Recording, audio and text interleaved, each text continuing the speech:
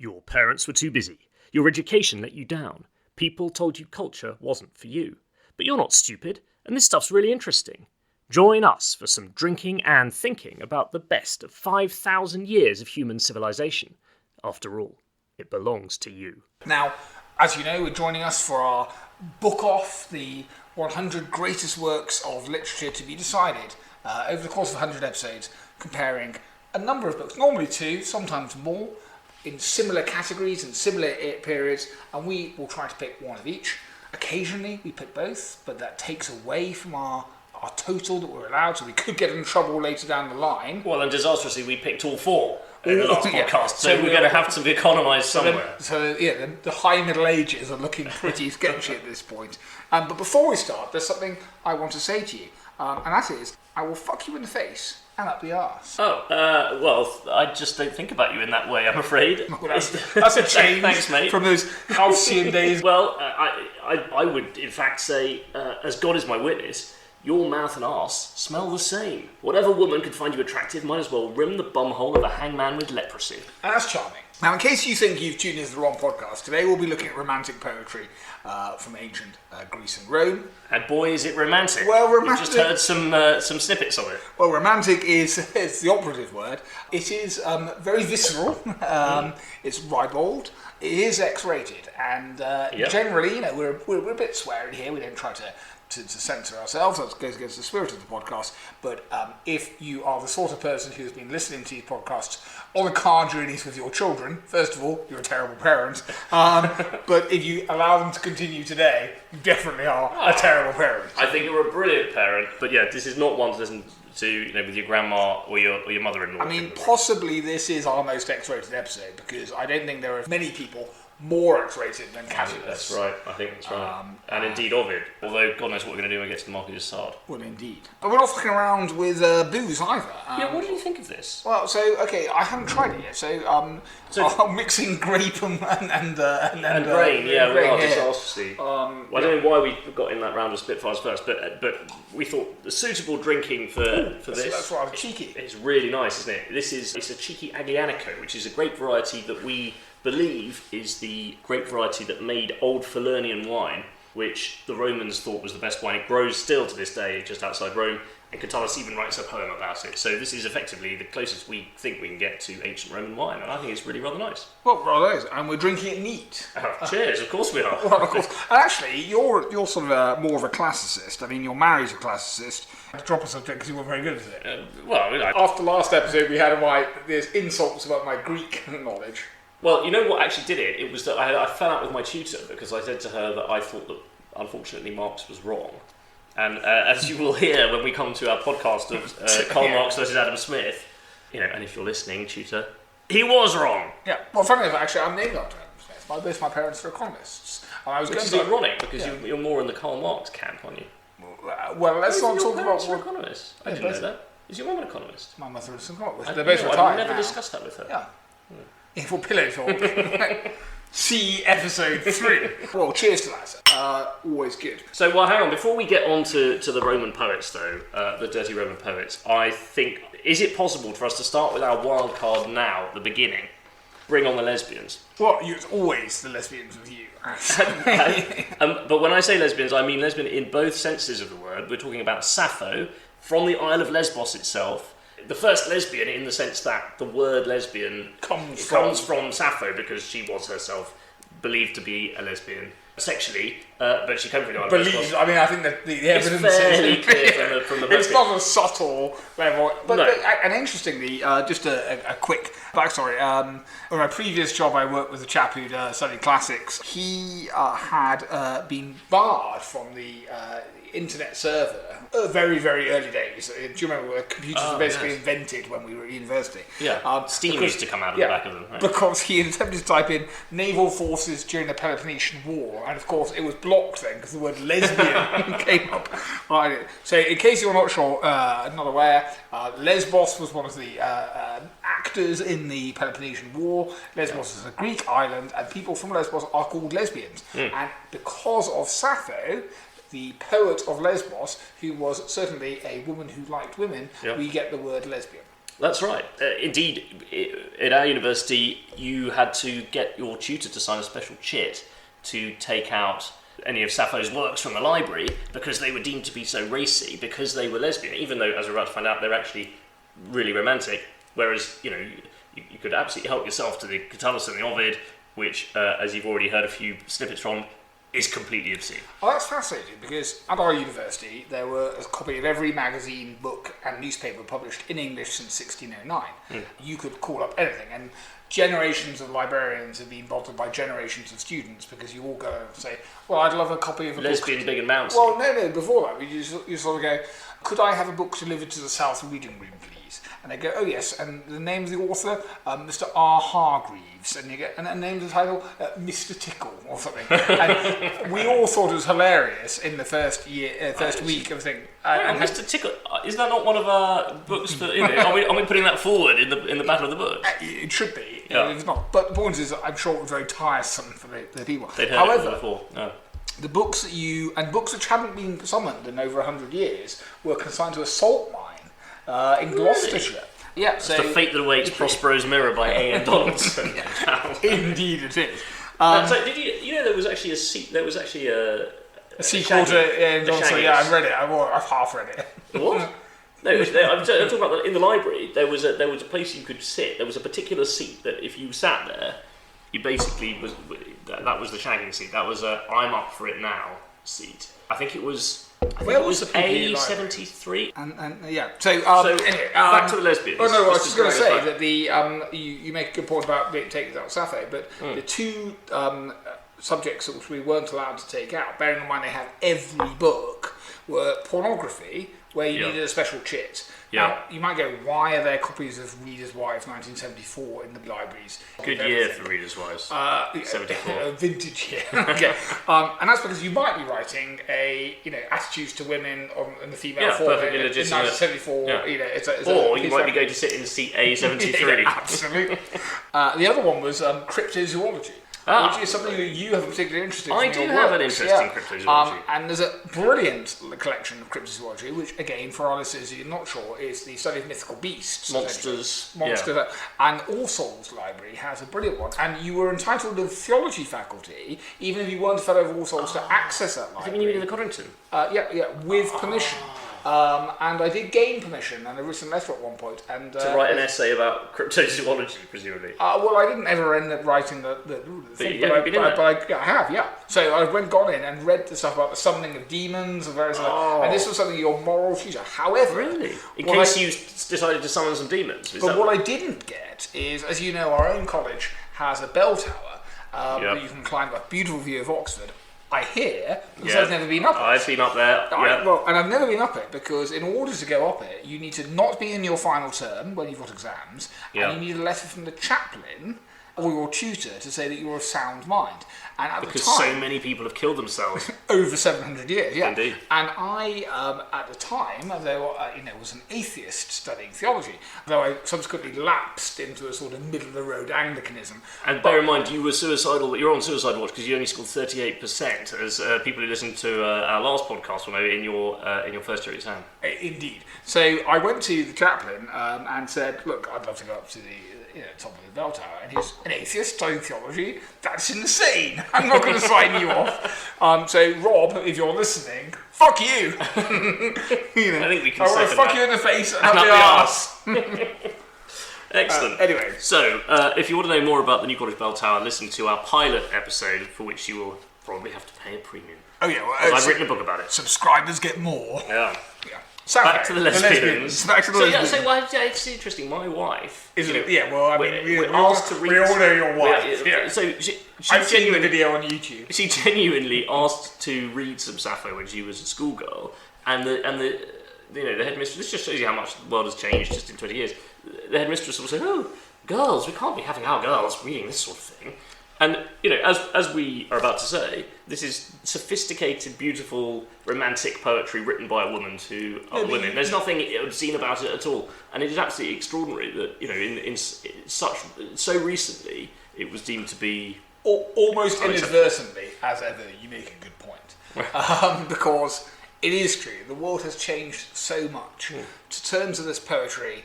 which has, there's homosexuality in here, as a matter of fact. But the Greeks loved a bit of that, didn't they? They did, but it wasn't discussed. It was all titter, We live in a time where we should never, ever, in an era where people are saying everything's got worse, it's all about fascism, there's so much, We should never forget how far we've come. When were you born? 82? 81. Okay, 81. So, 1980 I was born. We lived our halcyon years through the 1990s. It was all fine. War was done. End of history. Yep. Fukuyama, all that kind of stuff. Fukushima was the Fukuyama, yeah. We have come so far. Yeah. Even on my own lifetime, the idea, the Conservative government would bring in a gay marriage act. And it's just...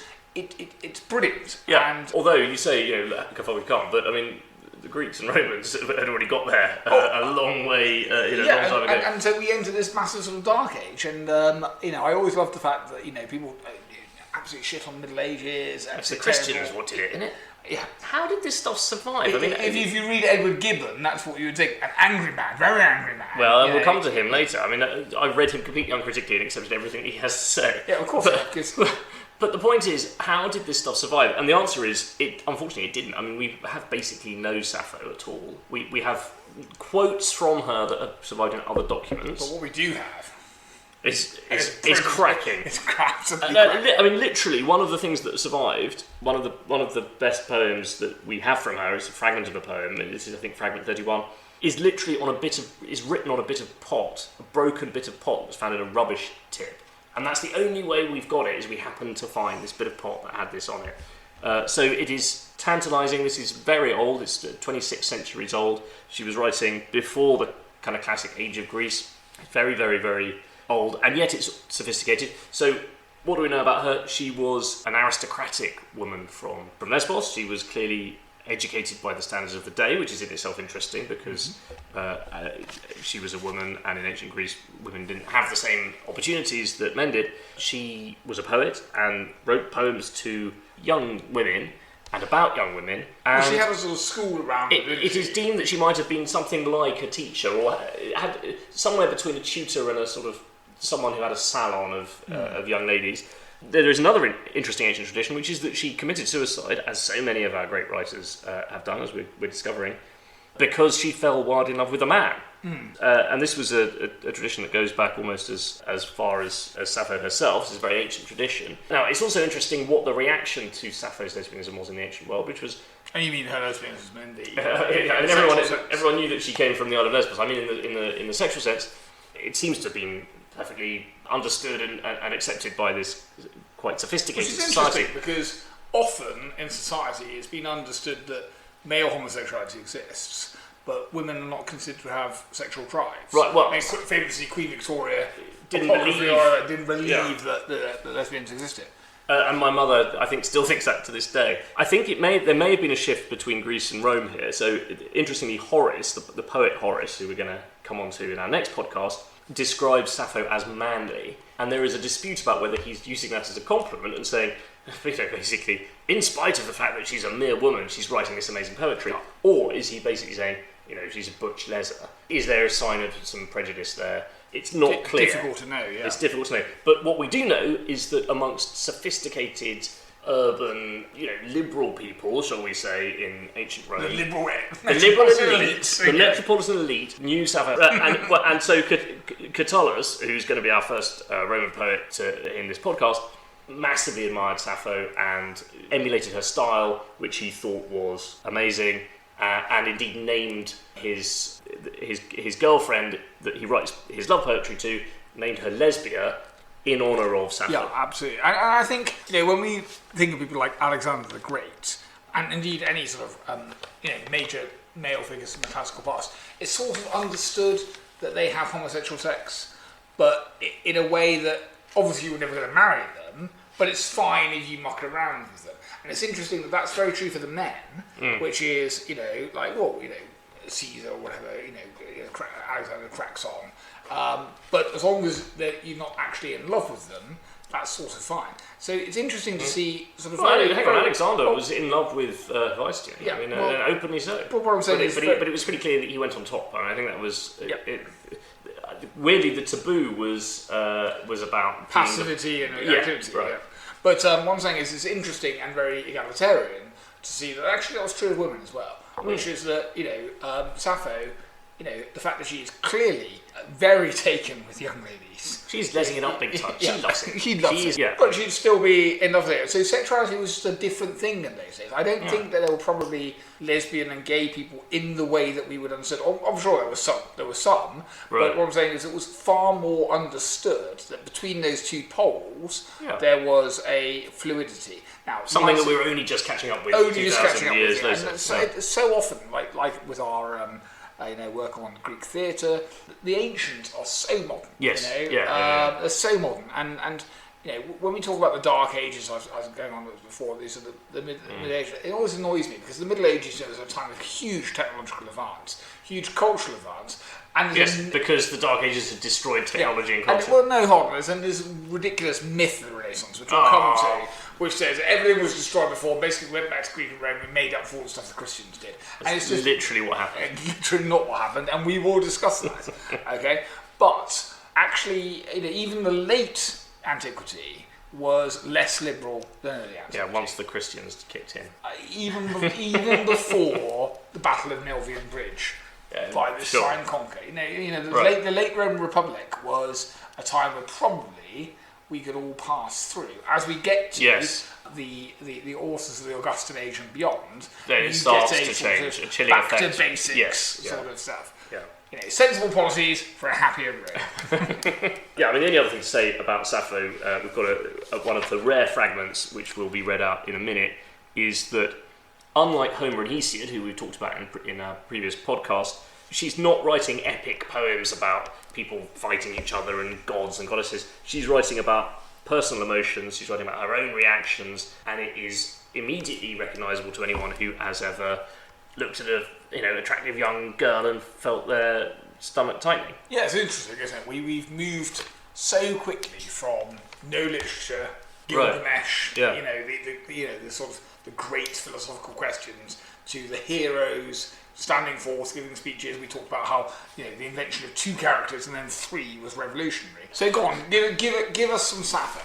For when I look at you, even for a short time, it is no longer possible for me to speak, but it is as if my tongue is broken, and immediately a subtle fire has run over my skin. I cannot see anything with my eyes, and my ears are buzzing. A cold sweat comes over me. Trembling seizes me all over. I am paler than grass, and I seem nearly to have died. But everything must be endured. Great stuff. Cracking. And influential too. Extremely influential, including on other Roman poets. Even sort of, hundreds of years later. Sappho, I think what's interesting about her is not just that she set a new paradigm for how poetry works, but that she was so influential that later authors, male authors, even in this more restrictive, more conservative time, looked back and acknowledged her the greats and could do so. Yeah. Just a fascinating character. What do you think her long-term legacies are? Well, one of her long-term legacies has been lots of... The word lesbianism. The word lesbianism, and lots of lesbians go to the Isle of Lesbos, where a bunch of baffled Greek locals can't really understand why such a huge proportion of their tourist trade are female couples, which I think, my understanding is, was initially problematic, but now they're much more liberal and accepting also, that. And actually, that's how they're marketing themselves. In the 1960s, and possibly beyond, I'm not aware of the modern day literature, but there was a very influential magazine which was looking at lesbian lifestyle in the modern sense of the word, and it's called Sappho. Oh, really? I didn't know that, yeah. In the same way, there is also a Jocasta magazine, which I wouldn't look at. but if you next time you're in the library... we have every copy. Right, so Sappho, influential, brilliant, inspirational to many. Yeah. But I want to talk about someone completely different. Catullus, a Roman author. So we're talking about, 500-600 years later? Now. Yeah, absolutely. And yet inspired by Sappho, as you said. He has a female character, his muse, that he called Lesbian, obviously in honour. Now, Catullus is one of the fast set, another aristocratic sort of type, and in fact, lived during the great age of the sort of Caesarian revolt, the rise of the empire, the end of it. Think episode 3 of Star Wars. Indeed. It's a time of political upheaval. But it's interesting you described the fast set, and I've seen some evidence that people are increasingly thinking that in an ancient Roman way, this was the era, a bit like the 60s, that there was a kind of movement, including Caesar, by the way, of people who were disapproved of by the old and conservative types because they were sophisticated, they were rude, they were hard living, they were dressing in outrageous ways. Yeah. They were cool, basically, and that's exactly what Catullus is. Well, you're staying over this evening, not in a lesbian way, but I'm going to show you the first episode of Rome. Oh, I'd love to watch that. Yeah. Yes, because we were talking about it before. Actually, Catullus was rude to Caesar. They gave great insult to Caesar, and Caesar acknowledged this, but also Catullus later apologised to him, and Caesar invited him for dinner that evening. Right. Which I think is absolutely brilliant. That tells you what you need to know about Caesar as well. Right? Absolutely. Classic chap. You said you were a Pompey man last episode, and I'm surprised I invited you back to my house. He was friends with Cicero, and now it's difficult because I'm a Caesarian, but you can't help but love Cicero. You can't help but love him, and we're going to talk about him in one of our podcasts coming up. Insult Caesar, perhaps recognise he gets that wrong. Not a good idea, yeah. Reigns back from that, so fairly political. And he started writing what you might call the new poetry, and it's amazing. Like, anyone who's been to school, which is all of us, poetry is a sort of highfalutin, this is, but I see... Ode to a daffodil, God. I wandered lonely as a cloud cake. The only thing worse than if someone says, right, today we're going to be reading a poem, the only thing worse than that is today we're going to be reading an ancient Roman poem. Yeah, except... But no. Catullus, not like that. His poems are brutal, and they are horrific. Would you like to rim the bumhole of a leprous hangman? That's exactly the sort of language they find. And I was showing them some of my... By the way, would you like to rim the bumhole of a leprous hangman? Can you see any circumstances in which you would do that? There are some circumstances, but there are not many circumstances. Right. But I was showing some of the poetry to my girlfriend, and she was absolutely appalled. and just to be clear to our dear listeners, when you decided to announce your engagement to your lovely wife, as aforementioned a classicist, quite rightly you announced the engagement in the Times, as is right and proper. Regardless of your political opinions, it's the newspaper of record. Newspaper of record. Yeah. And I believe you attempted to include the engagement is announced between blah blah blah blah blah, son of blah blah blah, daughter of blah blah blah, of Herefordshire or whatever, Oxfordshire or whatever. Right. And then you decided to end it with a quotation in Latin, which you believed would be classy and stuff. Except you picked Catullus 16, one of the greatest poems ever, which begins with, as already quoted in the thing, "I will fuck you in the face and up the arse." Yeah. And I believe you got an answer back, which essentially said, "We still can read Latin in the time." The sub-editors absolutely rumbled me on that one. Yeah, so it's good to know. If you want to be a journalist, the best thing you could do is study Latin. As Alan Partridge say, you ought to have a rudimentary knowledge of Latin if you're going to be working in Dixon's. It is absolutely filthy. It's obscene. It's obscene. So if you think that this might be a nice sort of book of poetry to buy your girlfriend or your boyfriend, do not buy them this book. It is literally about... In case they read it. And, so Catullus is basically obsessed with his lover, which is called Lesbian. It's metered, it's not rhymed, so it's quite a modern style. Yeah, that is to say, the Romans thought that rhyming was very vulgar, so they probably shared our views about daffodils and daffodils or whatever. His lover was probably a woman called Clodia. Now, there's Clodia and Clodius, that family, were a sub-branch of the Claudian family that later become important. They marry into Julius Caesar's family, the Augustus. Oh, they were Claudians. I didn't know that. Oh yeah. So the point was that, and is that you have the Claudius family, the Claudian family, you have the Julian family, and then Augustus marries the wife of Claudius. He's basically stolen. And then there's lots of sex and murder between the two families. Yeah, indeed, and they sort of merged together. But there was a sub-branch which was sort of considered to be incredibly plebeian and playing up to the people who deliberately mispronounced their name in a sort of of northern, I suppose would be the equivalent, or dropping Cockney, their T's, Cockney. So even though they're aristocrats, they're saying we're on the side of the people, so we're going to say we're going to deliberately Claudia, not Claudia. Yeah, exactly. So and that's kind of lost in translation, but that's where the sort of phonetic shift happens.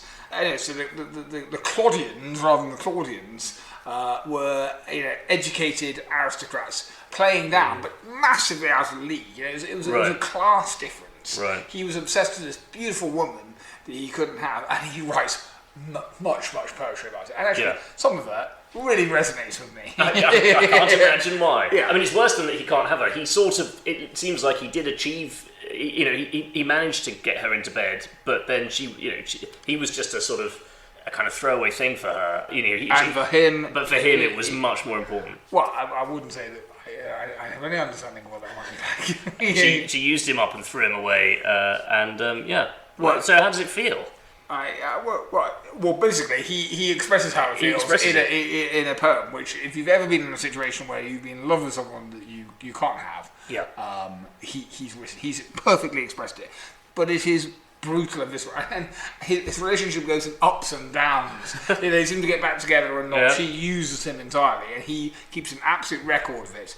And at some points it's like, I love you so much, and at other points it's, you whore, wanking people off of the streets. It's like, and it's amazing. And that's the sort of language. He actually accuses her of being a prostitute, and then subsequently there's another poem that says, "Oh, I'm really pleased we got back together." Absolutely. Hey, we've all been there, but we've never. Human behaviour, man. We've not expressed it as well as he has. Absolutely not. And you know what?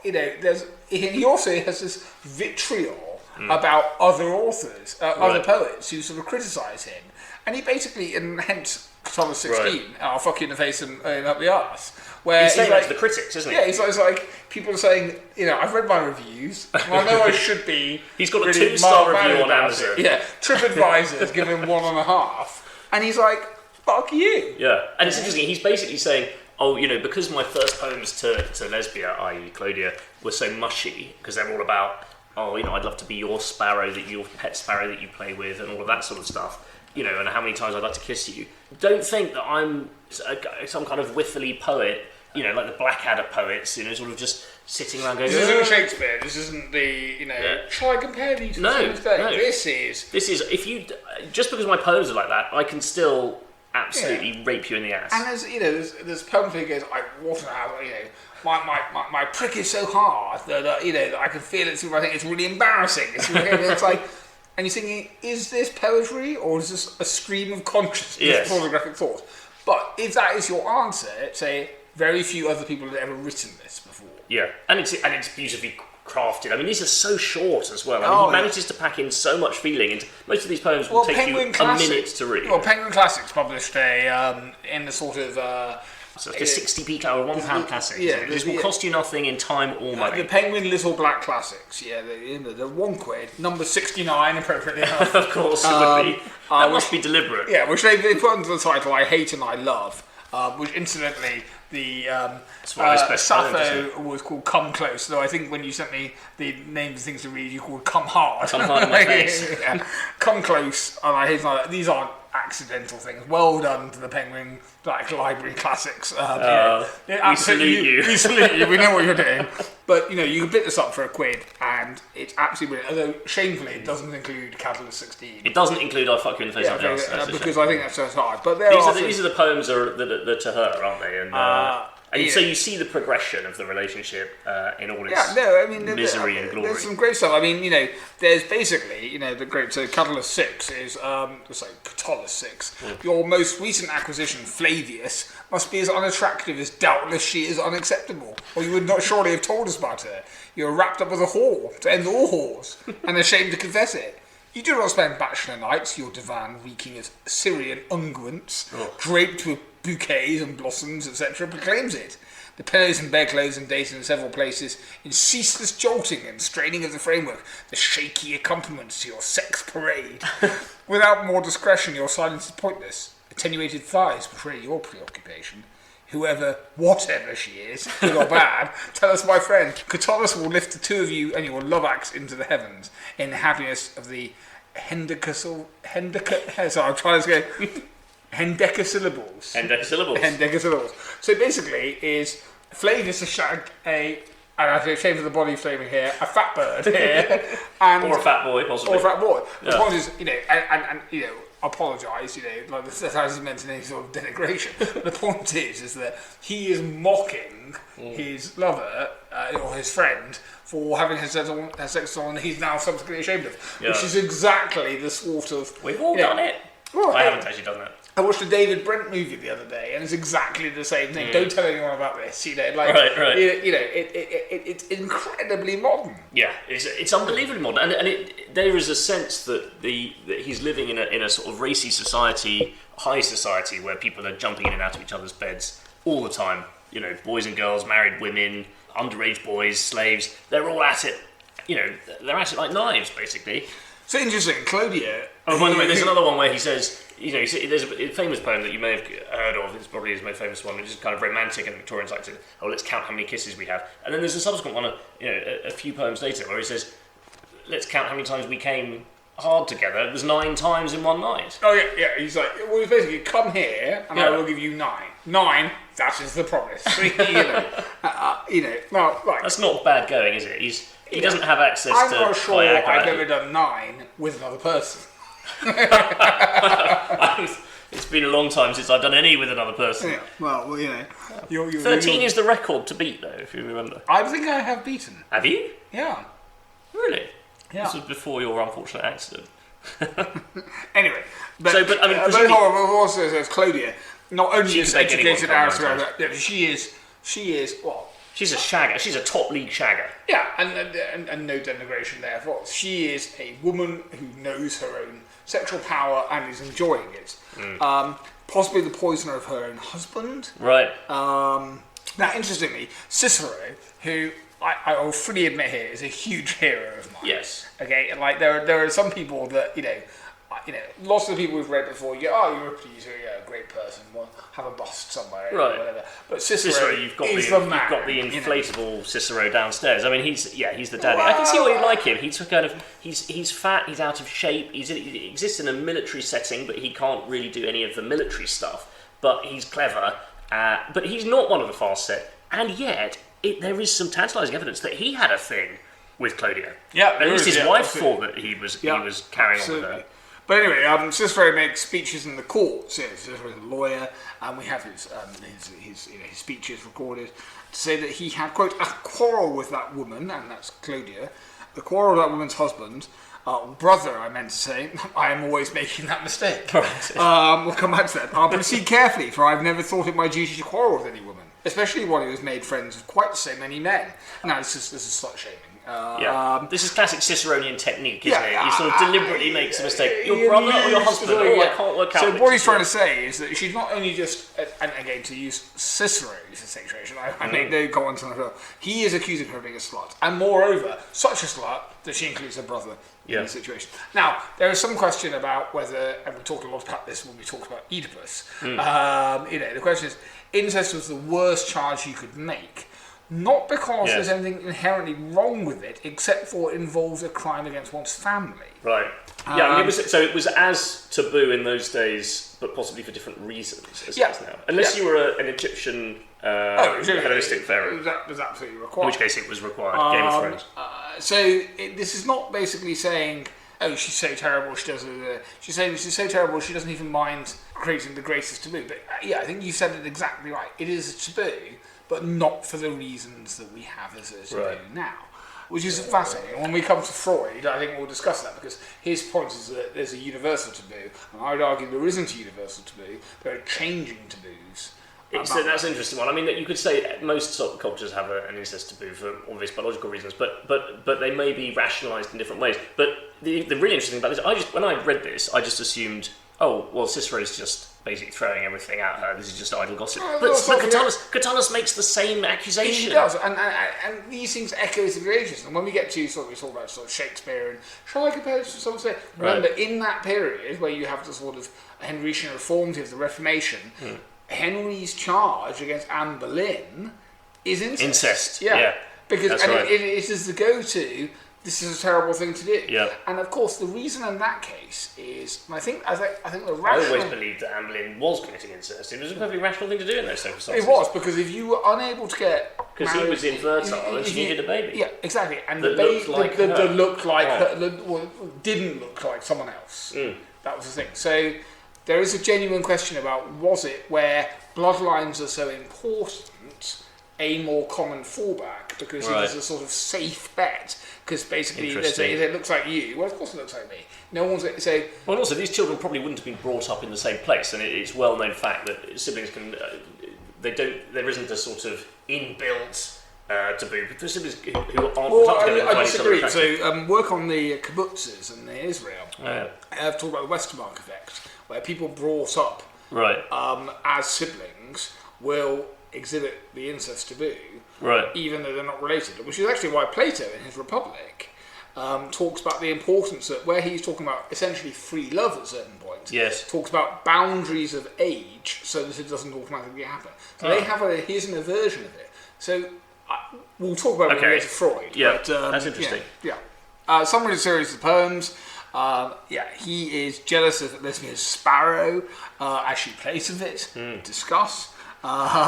It dies, as you say. It's quite pornographic. He's up and down our personal relationship. He's seriously up and down, isn't he? And he talks about, he can go from the harshest criticisms to the most, there's hope. Now, you and I we've been there. Consigliaries to each other in our romantic travails, and I think both of us have been there at various times in the last 20 years where I hate her, I love her, I don't know what to do. But Catullus is the poet for us. Yes. Anyone who's ever felt that love-hate, that, or any of the pain of deep romantic and sexual love and the confusion, this is the person. And that's what I want to say. Catullus, when we, might read it if you've read it at school or you come to it later. There's an initial sort of he's talking about fucking boys in the arse, and that's the language he uses. And it seems shocking, but actually, if you can move past the fact that he is using language and both vocabulary and subjects which we're not familiar to, and actually see what he's writing, it's incredibly powerful. If you've been in these situations, which so many of us have, the cognitive dissonance, the gap between us and the poet it initially seems to be that they're being brutally honest. They're being more 21st century than you want to do. They're being 22nd century in terms of their... it's so modern, isn't it? So on. But actually, if you get over the fact that his language is like that, you actually, to anyone who's ever loved and lost, see, this was a man speaking for me. I've been here.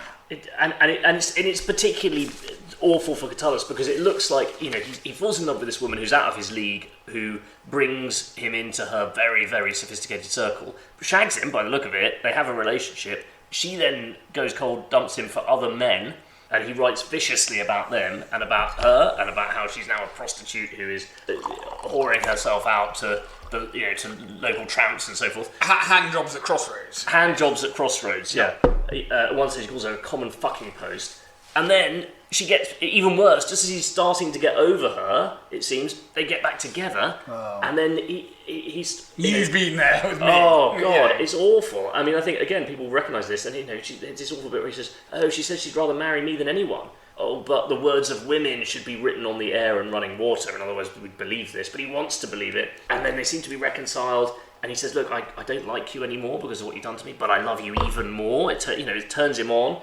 And then he says... And that's the human destiny. Oh, it's awful, To love a person you know is bad for you. Right. It's always the ones that are bad for you that you love most, right? You can have those relationships where you know it's good for you, but there's always part of you that wants the one that's terrible for you. The love of a bad woman. And my goodness, she seems to have been a bad woman. And eventually he says, and this is, I think, one of the most perfect poems in Latin or any language, it's just 2 lines long. He says, I hate and I love. There's nothing that explains that contradiction, but I feel it, and the pain is crucifixion. It's rhymed in the Latin, but that's it. He's just described love-hate relationship for the first time. There it is, from over 2,000 years ago, and it speaks directly to us now. Oh, absolutely. The question is, how on earth did we get a copy of this? Bearing in mind that we've agreed that all of these texts have been handed down and quite often scrubbed out by medieval monks in order to make copies of the Bible, or of Eusebius, Caesarea, or and they had to reuse incredibly expensive products. So yes, and this would have had to be copied multiple times as well in order to get out to us. How have we got a copy of this? So my understanding is that this is, we talked about Sappho and one of her most famous poems surviving literally on a bit of broken pot that someone had written a graffiti on.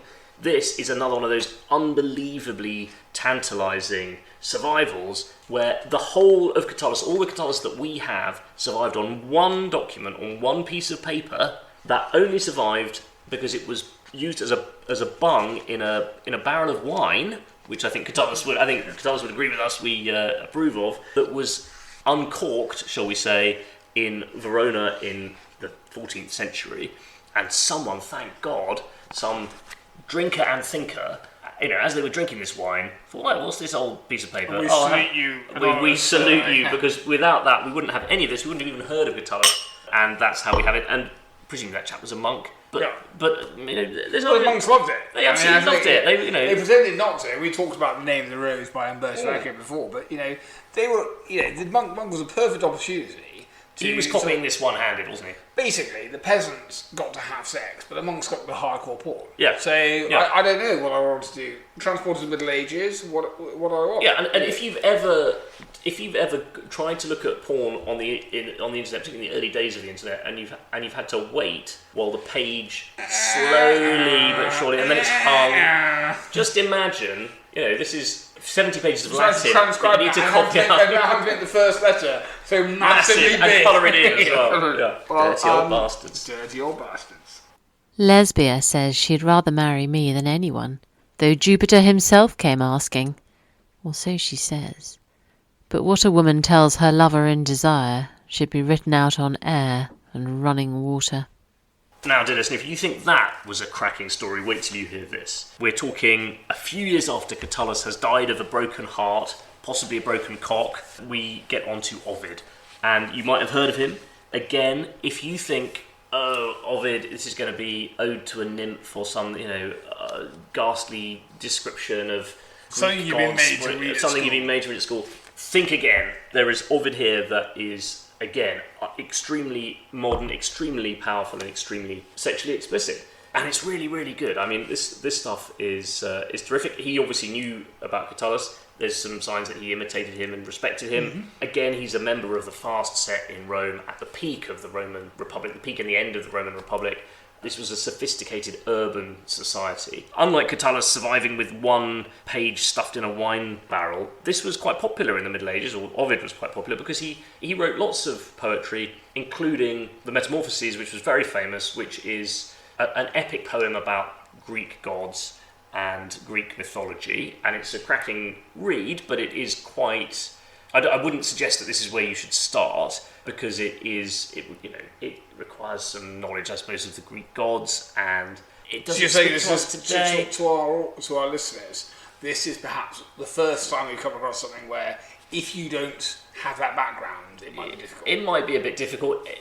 People in the Middle Ages loved it. Shakespeare loved it. It was massively influential. And as a result of that, Ovid was very well regarded, which means that some of his other works, it's his other work that we're more interested in for these purposes, and this is the love poetry.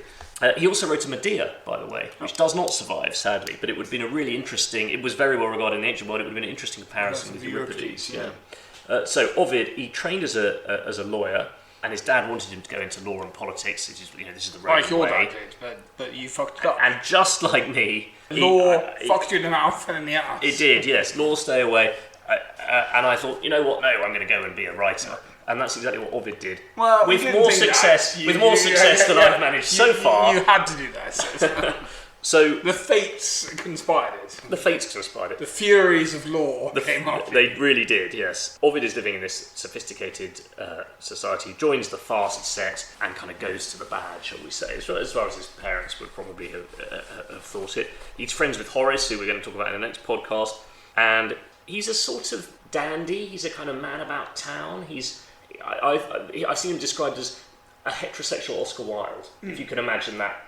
He's a character that people have known about. Well, yeah, I mean, Oscar Wilde nowadays we would think of him as bisexual, I suppose. Interestingly, Ovid, unlike most of the writers that we're talking about from the ancient world, it's pretty clear that he likes girls. That's what he's into. He doesn't judge people who don't, but unlike Catullus, who's quite happy to come across a boy and a girl having sex and jump on the boy. Well, actually, he talks at one point about, it's quite interesting, he talks about the importance of coming together, right? Which is why he doesn't like having sex with boys. Yes. And so that implies that he's had it, but it's not his tried preference. It's not his preference. Yeah, it's not his thing. And so it's a world which makes perfect sense in 2019. But probably it's hard to imagine for most of the periods in between. Yeah, hard to imagine between 500 BC and 2019 did.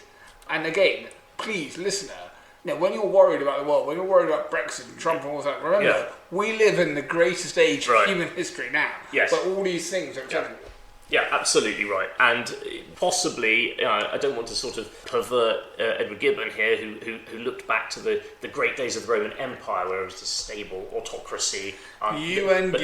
But this is something different. We're talking about the politically unstable society that was the late Roman Republic. But my goodness, it was sophisticated and so recognisable. This is Rome is now 1 million people there. So hard because I absolutely admire Caesar and. Augustus. For what they did. Yeah. You go look at my bedroom. My room is full of paintings. You dress up as them sometimes. You think I don't know this? Caesar, Augustus, Napoleon, even. Hard to admit. A great admiration for those people. He was French. But actually, he was French. But if I had to live in an era, to live in the late Roman Republic. Oh yeah. That's where you go. You find a time machine. That's where you travel back to. 5th century Athens and 1st century Rome are the two. I mean, this is just 1st century BC. BC, yeah, and then I don't know, maybe 15th century Florence. There are just some moments in history where it all comes together. You've got so many great characters who knew each other. Yeah. Sometimes they were sleeping with each other or with each other's missuses or whatever, all in one place. And he's right at the epicenter of this. He knows he's in there. He knows important people, and he's at the turning point where we're getting from the Republic into the Empire. Augustus takes over and suddenly cracks down on all this. He says, no, we're going to get back to basics. Yeah. It's John Major. It's basically a fascist John Major. And there's a huge hypocrisy because the aristocrats at court are still shagging each other senseless. Well, so even at the time, the commentators, who are generally pro-Augustus, acknowledged this was terrible. It just didn't work. Robert Graves, of course, brilliantly wrote a duology about the reign of Augustus and the aftermath. I, Claudius, and Claudius the God. And I, Claudius is one of the greatest novels of the last 20th century, I believe. Genuinely. I think it's on the list for future. I hope so, because absolutely superb. But he really does something mocking. Augustus was trying to go back to this sort of his age of excellence. Even though he absolutely loved a bit himself. Augustus's sexual preferences are complex, from what we know. Quite wide-ranging from what we think. But but it's hard to tell because obviously people who were writing about it have an axe to grind, right? And we've already established that the worst way or the easiest way to slur someone is to talk about their sexual. Well, and this interesting thing about ancient Rome, that so in this society, we've talked about it being very modern and great license and people at it like knives, but there was also a censoriousness, and there were lines that you could cross, and Ovid crossed one of them. Now, the fascinating thing is it's not exactly clear what he's done wrong. He writes these series of love poems, but when I say love poems, I mean really love and sex poems, and he becomes phenomenally popular off the back of them, and he's a great success, but he's possibly not very politically sophisticated, and so he doesn't realise that the fashion is changing because Augustus doesn't like this stuff, and he gets caught up in an absolutely incendiary political sex scandal.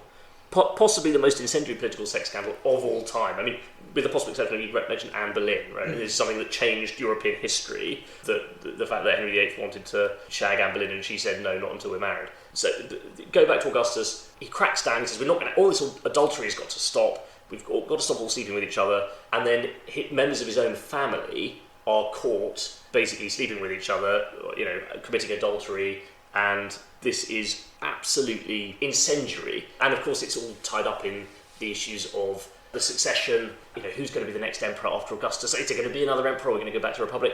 So politics and sex come together, right? Yeah. Ovid's right in the middle because he's popular with the people at court, including, it looks like, Augustus's family, his daughter. At the last minute, he's exiled. Yeah, so he's sent into exile at the end of the earth. Well, in Romania, basically. It's the end of the Roman world. But we're not entirely sure why. We don't know why. So Ovid himself tells us that he is sent into exile because of a poem and a mistake. Yeah. We know what the poem is. He tells us it's the Ars Amatoria, which is the poem that we are going to But talk more about. than that, he talks about is But we don't know the mistake.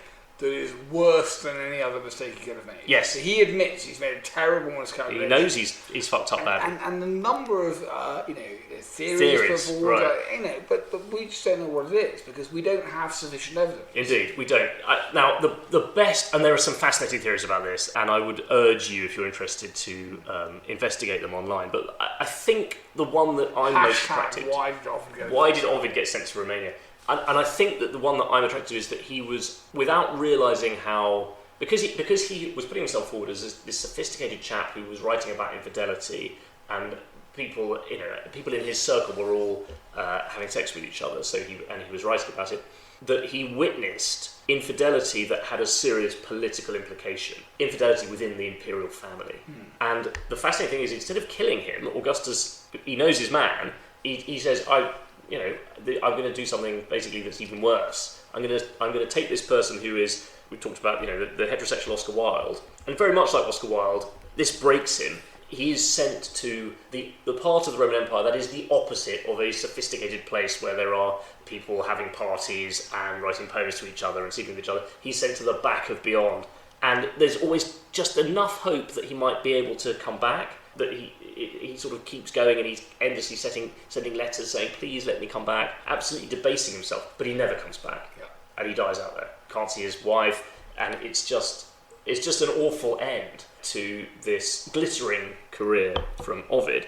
Interesting, though, there's a postscript. The Council of Rome, the city council, revoked his banishment in 2017. That's absolutely wonderful, and good for them. I think we need to salute that. Yeah. Can you imagine Sadiq Khan being learned and civilised enough to do something like that? Dick Turpin, well exactly. done. But no, it's clearly something to be on the consciousness. Yeah, because it's clearly unfair. It's we're totally not sure unfair. how it's unfair. But we don't know exactly what. So now the one sort of consolation, I suppose, is that Ovid says, and he was right. He said, you know what, I will live on like Homer and Hesiod and Sophocles and Virgil because I know that I'm a genius and my poems will last. And he was right about that. So the Ars Amatoria, we don't know what the mistake was, but we know what the poem was. So Ars Amatoria, just translate it for us. It's the art of love. Yeah, but I think art there means textbook rather than modern. It's a textbook of seduction, and when he says love, he means sexual love. I disagree. I think the first part is a textbook of seduction,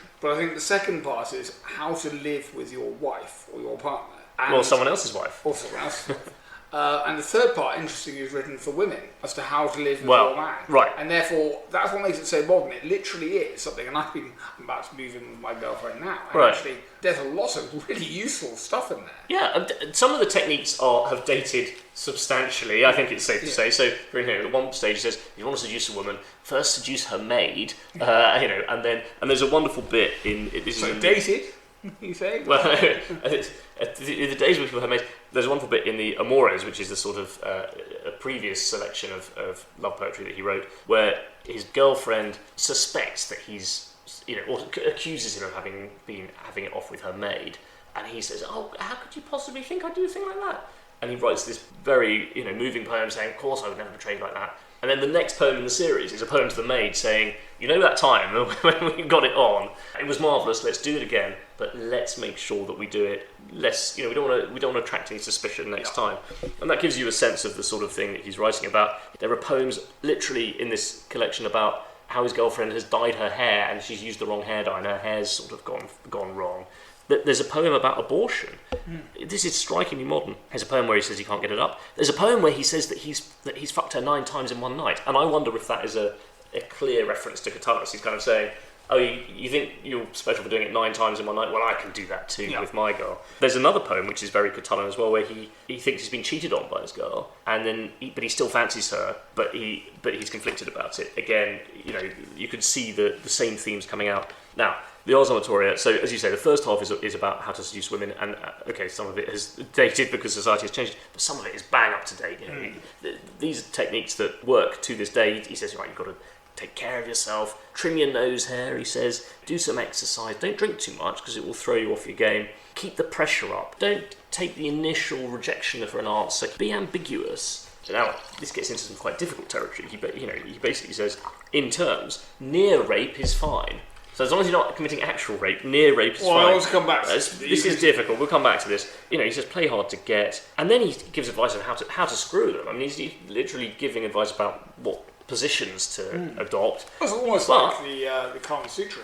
It's almost like it is. I thought it reminded me of the Kama Sutra, but he also says, and this is where just to look at it from the other perspective, he also says make sure she comes. Yeah. Now that. It seems crazy to talk about this now, but in those days, that was quite a modern position to take. Right? He cares about the Ars woman enjoying Amatoria it. is a manual for a successful relationship. It's dated, but and it's problematic. As you say, it's problematic. There's all sorts of stuff now, but it is, in essence, this is the basis of a happy relationship, and it comes from the sexual mores and the society that's different, dynamics, but it's recognisable. Yeah, but it's recognisable, and the intent is to achieve a harmonious living condition. Yeah, he clearly loved women in all senses of the word, and as you say, the second half is, just when you think this is quite laddish, the second half is addressed to a female readership, and he had a female readership, we know this, and he says, okay, this is how you get the chap. He talks about the mythological characters that we've come across in the epic poems. He says, of course, the reason why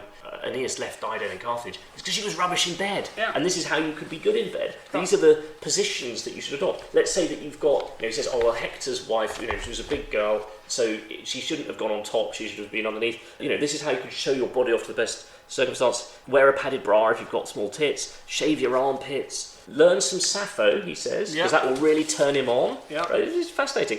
He also says, learn backgammon, he'll love it. Yeah. Play hard to get, talk dirty when you're in the bedroom, and if necessary, fake it. But again, he says, and I think this is striking from 2,000 years ago, he says, if nature has denied you the gift of achieving a climax as a woman, and the girl who can't feel down there is really unlucky because she's missing out what both sexes should enjoy. Well, just do the best you can and try to enjoy it as much as possible. So nowadays, people might say that some of this stuff is misogynistic. I completely disagree. I mean, he is talking to a female audience about whose pleasure he cares about. Well, I want to talk about the misogynism because I want to read you a bit here. Your mistress' birthday, with superstitious horror, set a black mark against. Any day you have to buy presents, yet avoid it as you may, she'll collect all the same. Every woman knows just how to fleece her panting lover. When she's got a spending mood on, some loose-garb peddler will come and spread out his wares with you sitting by. She'll ask you to look at his stuff, throw off your expert knowledge. Kisses will follow. Then she'll insist you buy it, satisfy. So swear it will satisfy her for years. Say she needs it now. Now's a good time to buy it. Tell her you haven't the cash in the house. She'll ask for a note of hand, just to make you sorry you learn how to write. Then the birthday cake gambit, a broad hint for presents. She was born X times a year, as the occasion demands. Or she'll come up weeping, pretending she's lost one of her earbobs. Such girls are always borrowing things like that. Once they've loaned them, they never return. Your loss in this sort of case isn't even offset by gratitude. To this to trick such gold-digging tarts employ, I'd require 10 months, 10 tongues. Now, that might seem hugely misogynistic, but the great thing about It's Ovid affection, though, isn't it? It's jokingly done so. Yeah. And he writes the same things about men to women. He is basically saying, this is what living together is like. Yeah. He says it's a war, doesn't he? He says, make love not war, but love is a war. And you've got to... And his martial elements there. He's a man, Ovid had done military service. He absolutely treats this with a military discipline. Right. He's not ribald like Catullus. He never goes crosses that line. He's like, this is how it is. This is how couples live together. Yeah. And actually, I read this and I go, yeah, that's true. This is still true today, right? Maybe we don't want to acknowledge this, but it is true.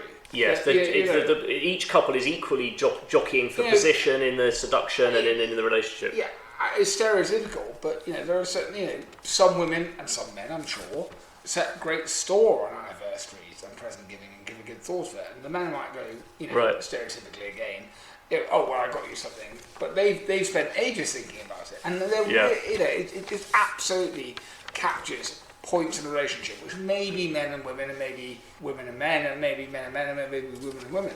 But it's absolutely all of which perfect. Ovid would have been completely comfortable with. Yeah, it's fascinating. As you say, after 2,000 years, we've finally caught up. But also, he talks about them going to parties and then the girlfriend cheekily jerking him off under the table, sort of thing. I mean, it's amazing. When you think of our view of kind of through 1950s Hollywood of these stern Romans standing around. No, this was people just like us. I mean, I'm not suggesting I've ever been jerked off under a table while we're at a toga party.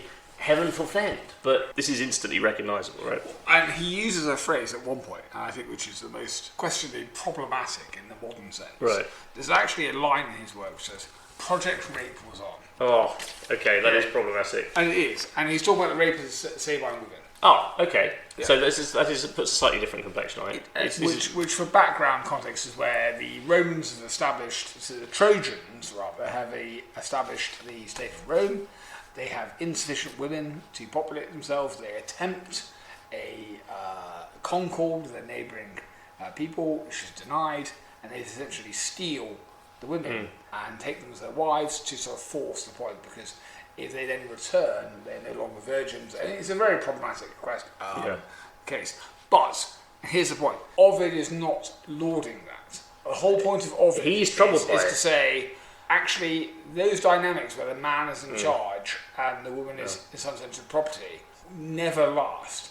Right. Ovid is the first writer who, even though he writes these quote problematic things, is talking about the fact that male and women relationships are equal. And he's writing in a society where the old guys would have been saying, well, the rape of the Sabines was a perfectly sensible foreign policy move. Exactly, but he is there saying, no, that isn't true. Yeah. What is true is that men and women have needs which need to be satisfied, and a sensible relationship involves the mutual beneficial of all.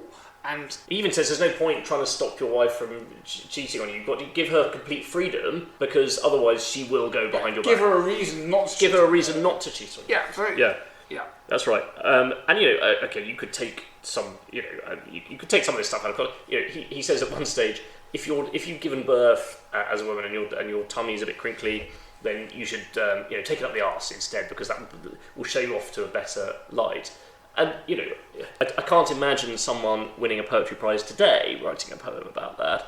But again, think about it in the context of the society that this has come out of, and he's going to a completely different place from the traditional Roman virtues, isn't he? Well, the woman is totally subordinate. Yeah. He's thinking of women. He's thinking of women in a cliched, misogynistic culture, a patriarchal one, but he is thinking of women. And he's writing to them. I mean, this is the amazing thing. His audience a large part of his audience was female. He was writing to a literate, female, educated audience. Again, probably for the first time in history.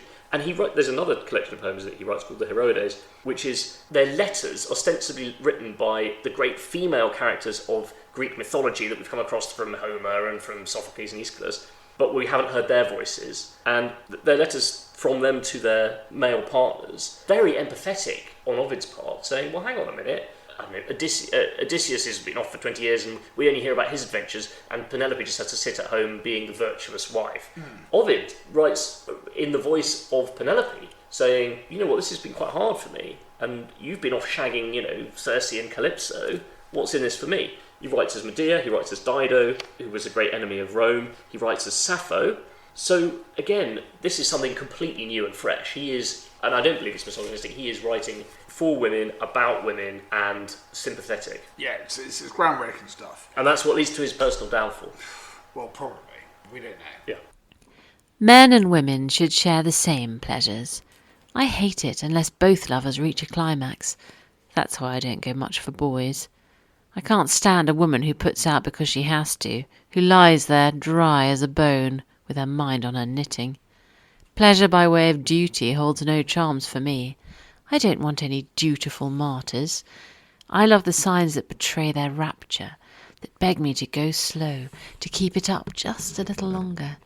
It's great when my mistress comes, eyes swooning, then collapses, can't take any more for a long while. So, okay, we have Sappho and we have Catullus. Yep. Which should we save? And we have Ovid. Well, we have Ovid as well, yeah. It's really hard. I mean, particularly after the catastrophe of our last podcast. Well, we say 4. Yeah, I mean, look, I don't think...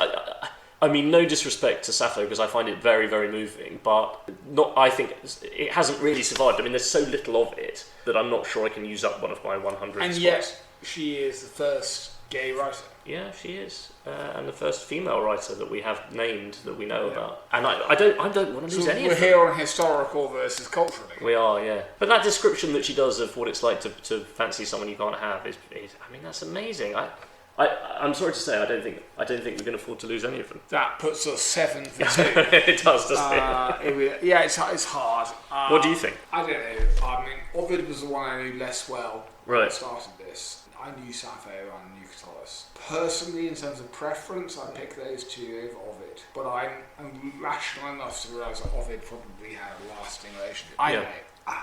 It's so hard. It speaks to you, doesn't it? I don't know which one I pick. If I had to, Catullus. Yeah, maybe. Yeah. Because yeah. because of his brutality. Because he has taken. It's like a dagger to the heart, isn't it? Yeah. It was such a rarefied form. Yeah. Poetry, and he completely brought it down to a different level.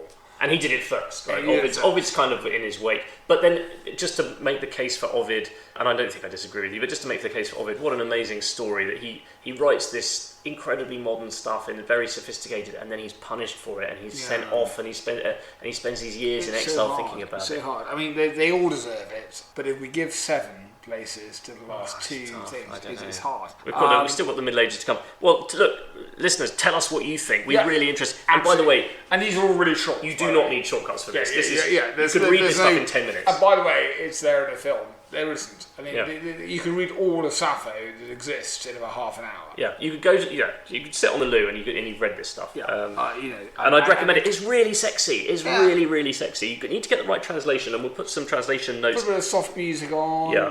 And by the way, you need the modern translation because some of this stuff is so dirty that you only have to go back to old editions of Penguin Classics, and they keep the really filthy, the juicy stuff still in Latin. Well, the Catullus I hate and I love.